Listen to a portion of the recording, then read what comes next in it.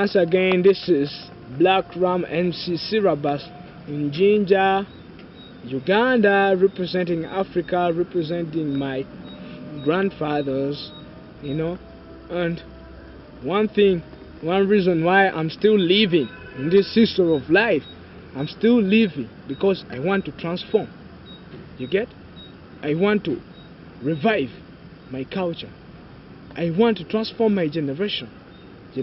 I want to be part of the revolution, of Kenyan revolution. So one thing I can, our education system is more special in Uganda.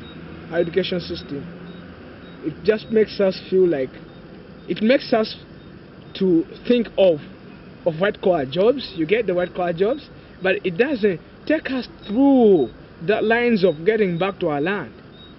It doesn't take us through the lines of really reviving our culture, because honestly speaking, like it or not, our culture is like dead. We say we are independent. We say we got our independence in 1962. But me as Ram, to me, I feel we are not. I feel we are not. Why do I say we are not? Because even in schools right now, we don't learn our own languages, man. They don't teach them. We need to know the global languages, but we need to specialize in our own languages. They need to teach the languages. They need to teach the norms. They need to teach the culture. But it's not done. It's not done.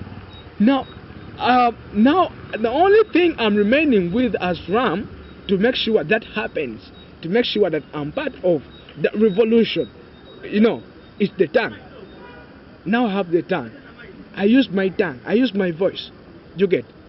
Back to back lines, lyrics, I use my voice, because we need to change the education system, because one thing about the education system is funny. You get to school, nursery, primary 1, primary 2, 7, senior 1 to 6, you get to the university, then you get out like you like million doctors.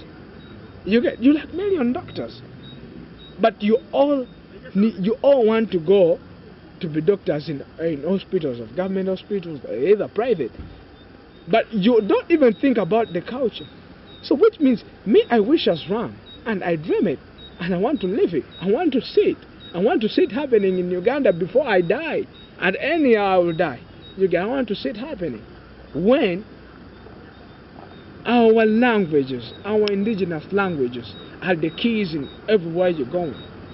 When everyone who comes out of school feels he has a big responsibility of rebuilding, of reconnecting, of reviving our culture. I feel like every youth, at least right now, he has to be with the information. I feel like every radio, it has to have like 60% of the programs when they're just teaching our norms, our culture, trying to reconnect to our roots. I feel like the media houses, like TVs, newspapers, like at least 70% they write about our culture.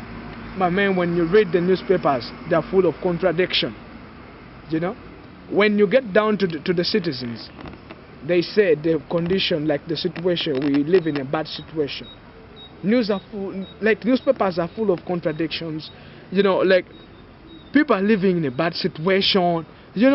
So this is why I always sit down and say, why do people, why doesn't some people open, their eyes get opened? We like blind. Honestly, we like blind. We like deaf people. I don't know, because our culture is dying day to day, but we're looking. Nothing is being done. No step is taken. So those who take the step, they close their chances. They close the doors for them. Like, hey Ram, the music is very of change, man. We don't play it.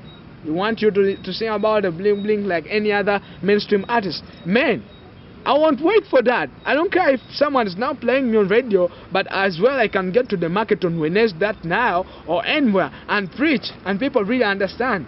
So if the media houses are not playing us, really, we as MCs or any activist who would love to see Africa changing, Uganda changing, who would love to see our culture being elevated in any way or other, we need to get down, we need to use our voices.